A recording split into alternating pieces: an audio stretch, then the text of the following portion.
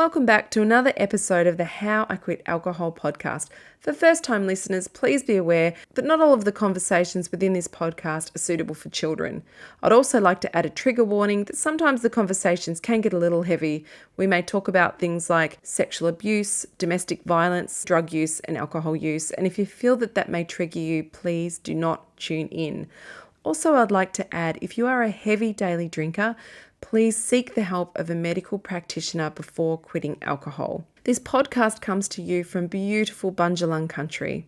Please kick back and enjoy, grab yourself your favourite alcohol-free bevy, and if you haven't already, do a gal a favour, please subscribe, rate and review this podcast. Hi and welcome back to How I Quit Alcohol for another little solo cast I'm sending out to you guys today. I've been getting some really great reactions and comments and questions about these solo casts and have had some questions popping up around cravings and what's going on. Why am I having these cravings 6 months down the track?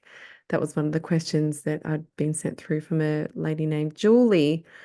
And so, Julie, it sounds like 6 months down the track, we can definitely safely say that after a couple of weeks and we've got the sort of physical toxic stuff out of our body, we've got through the physical cravings, which is more like, I guess, your daily drinkers, more you're kind of just needing to detox and get rid of the toxins of the alcohol out of your body.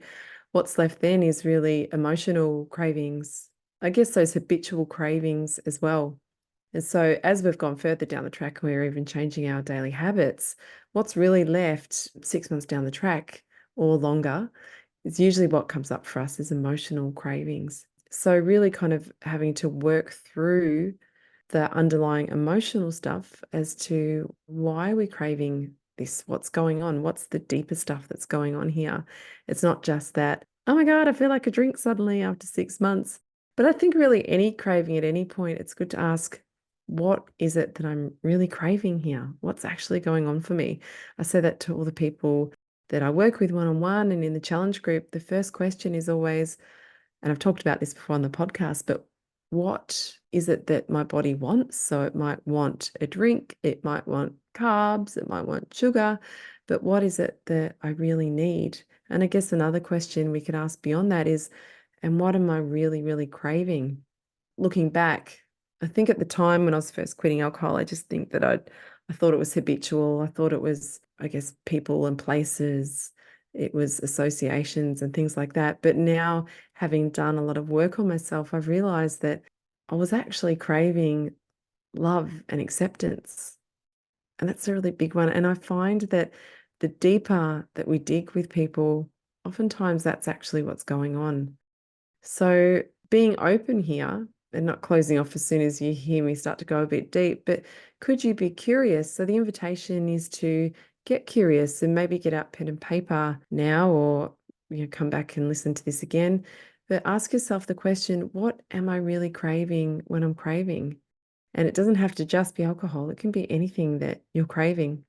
Let's just look at it with alcohol here. So what am I really craving? So think about, even in the past, looking back, what was I really craving at the time? Could it be that I'm craving love and acceptance?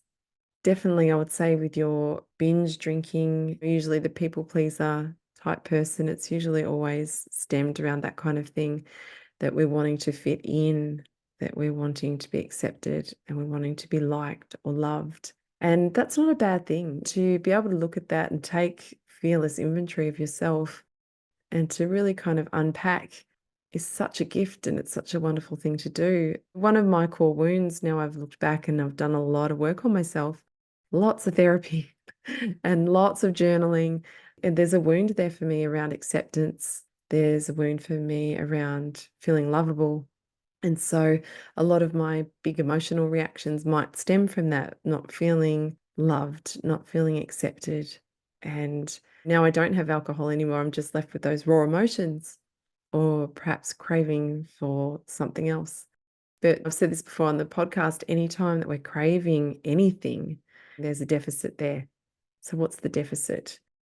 It's another great question to ask. What is the deficit? What is actually going on for me right now? So if you're having a craving, or you're thinking about the last time you had a craving, could you stop and take a pause and using some mindfulness for a moment just to ask, what is going on for me right now? What do I need? You can save yourself so much drama, so many headaches if you were to stop and ask the question, particularly those people that are craving after having had some time off, particularly those people that are really wanting to change but finding it really tough and hard. And that's also going back to, is this an emotional craving? I guess then too, from there, we can start to unpack it a little bit more even further. Where did this deficit come from? Ooh, that's a really good one. So if it is that you're craving love and affection, where did I not feel love and affection? Where did that deficit come from? How far back does that go? And just gently, very, very gently, you could journal on this and just start asking these questions. If you find that that triggers something big in you, this is a perfect opportunity to reach out to a therapist or a counselor or a trauma-informed coach to find out, okay, there's more here and I need some guidance to work me through this, to help me work through this stuff. And it's the perfect time to reach out. And I think also having that awareness there and being open enough to ask the questions, perhaps you're ready. And maybe you're ready to do the deeper work. I think if you're feeling like this is a whole lot of bullshit, perhaps you're not ready. Perhaps you're not ready to hear this conversation, and that's okay too. We're not always ready. It took me ages to get to a place where I was ready to do the work. And like I've said before on the podcast, I'm still doing it. I'm still unpacking all the time and having huge breakthroughs all the time. So we keep on asking these questions. What's this all about? Where does this come from? We learn so much about ourselves. And that's part of, I guess, one of the stepping stones in the compassionate inquiry process, where we can start to look back and go, okay, how is my past showing up in my present? I've said this before on the podcast, it's not to become a victim of our past, but to have the understanding of where the core wounds come from and how, if we know where they are, if we know what they're from, we know how to show up when they do pop up their heads, when they do show up and say, hey, I'm feeling really crappy right now. And then we know what to do. What would you have needed back then? Ooh, another question. Great one. What would I have needed back then to feel loved, to feel accepted? Asking that question's really good. Now, of course, we can't change the past, but can we offer that to ourselves now? So can I give that to myself now?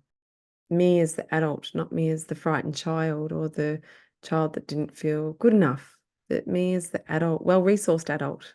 What can I give to that part of me? Here's another great question. What part of me is craving? That's a very Gabor Mate style question. What's the part of me that's craving? Is it the frightened child? Is it the pissed off teenager? The kid that never felt accepted? So asking that question, that's another great one to work through with a therapist. But you can ask these questions with your journal and keep writing about them every day. The other thing that oftentimes we're craving too, so like thinking love and acceptance, that's pretty deep stuff too, but perhaps we're also craving relaxation, perhaps we're craving soothing, perhaps we're craving numbing. If we're craving relaxation, numbing, soothing, some great practices for those things. Or if we're even like our mind's too busy, especially for those ADHD types where the mind just won't stop, boom, boom, boom, it's going from one thing to the other. Trying a practice like yoga nidra or a guided breath practice is really great. And loneliness, that's another one. You know, sometimes we're craving connection and sometimes that's not available to us, especially on this sober journey. If we're kind of having to put boundaries around people or if we're wanting to just stay in our own little bubble, our own little sober bubble, but that can start to feel a bit lonely. Or our kids have gone off with the ex-partner for the weekend and suddenly, whoa, we feel really lonely and exposed there with our thoughts. I would say don't go and distract yourself with Netflix yet. Here's a golden opportunity to dig deeper and do a bit of work here. If it's loneliness, why do I feel lonely in my own company? What's going on there? What's the deficit there? So always trying to look a little bit deeper, a little bit under the surface as to what's going on and looking for those deficits as well. Now, if you're feeling lonely, here's one thing I would say to not completely distract yourself, because I don't feel like that does really any healing, but doing some good practices. So perhaps taking yourself out for a walk and looking at the trees and looking at nature and even just looking at the trees around you. I know this possibly sound a bit wanky here, but just noticing there's trees around, there's people outside, you can say hello to some people. It reminds you that we're not alone. And another great practice, I've done this loads of times if I was feeling a bit lonely, particularly at the start. There's loads and loads of online yoga classes, little 10-minute ones, little 10-minute breath practices, jumping online onto YouTube and watching someone do that, doing a practice with someone on the screen. Is really nice. So you're connecting with your body, you're settling your nervous system, and you're kind of feeling like you're there with someone else as well in the room. And that's enough to probably snap you out of it. That can work really, really well. Perhaps you could ring a trusted friend, someone that you feel like you could talk to. You could reach out to someone, maybe a family member that you trust. So loneliness is a very, very big trigger and can cause some very hectic cravings. So, what can I do for myself in that moment? The other thing is go off to a yoga class as well, if that's available to you in your area and you've got the funds to do it. Go and perhaps, go and join a yoga class or a meditation class. Find out what's on in your area. And you probably find that you'll meet someone, that you connect with other people, be open to perhaps meeting some new people and just see how that feels. Even if you're socially anxious, it's okay. You can rock up. I feel nervous and that's okay. So digging deeper, asking those questions. So what am I really, really craving? Asking more too about that question. Is it love and connection? Is it love and acceptance that I'm craving? Jeepers, it's such a big one. It was such a big one for me anyway, I know that. And definitely it comes up a lot with people, especially when we do compassionate inquiry together, or just, I guess even when we're digging deeper into the coaching calls. So really trying to find out what's going on there and asking those big questions. And then we can, like I said, we can start to heal. But what we're not aware of, and when we're not aware of something, how do we heal it? How do we become whole when we're ignoring something? So I think it's great to be inquisitive and curious, never judgy of ourselves, never being critical of ourselves, but always open and curious and just asking the question, I wonder what that's all about. I wonder why that is. Yeah, what is it I'm actually craving here? Where's the deficit? Where did that come from? How old is that wound? And once you start to dive in a little bit more, you start to see. And then, of course, what can I give myself? What could I give this part of myself right now? What does it need? And again, the other mini-sode I did last week, we were talking about self-soothing practices. So you could go back and listen to that. There were some great little tools on there that I use for myself. And I think there was 5 on there. So you could perhaps try one of those things. And if you're wanting some more great self-soothing practices too, jump on Insight Timer. I've got a profile there on Insight Timer where I've got a couple of yoga nidra practices. I've got some meditations on boundaries and different meditations on there as well. And of course, there's loads, hundreds of amazing teachers. I love David G. He's one of my favorites. He's a favorite of some of the people in the grads group as well. He's absolutely wonderful. Of course, Mark Purser is on there, jumping in, having a listen. So taking control of your own nervous system as well, taking control of the mind, the nervous system, and really kind of digging deep and holding yourself. And I tell you what, when you get through the craving, be it an emotional one, a physical one, or a habitual one, you always feel better off for it. When you get to the other side and you look back and you go, wow, it's such an accomplishment. If you've gone ahead as well and kind of learnt something about yourself, taken that inventory of yourself and learnt something, wow, you can look back and go, that is a huge light bulb moment for me. And that's when I really do believe people start to change. That's when they start to feel whole again and start to understand themselves with compassion. That's when we start to become our own friend and our own advocate. It's when we can start looking at ourselves and looking at our patterns and looking at where these cravings are coming from and what they're actually all about. So I hope that's helped. Feel free to reach out if you've got any questions about that. Julie, I hope that helped. I hope I answered your question. I've had lots of questions coming through, so I'll try and address them as they come up. Hit me up if you've got any questions, if you've got any concerns, just reach out. That's all you need to do. Reach out, ask me a question. I'll do my best to get back to people. Sometimes it can take a while to get through, but I do try and get back to everyone that sends me messages. Sometimes they end up in a little hidey hole in Instagram, but I usually find them eventually. So yeah, feel free. Also, if anyone's looking for some one-on-one coaching, my current challenge group is now closed. That one sold out a few weeks ago and is now underway with some amazing humans doing amazing work on themselves.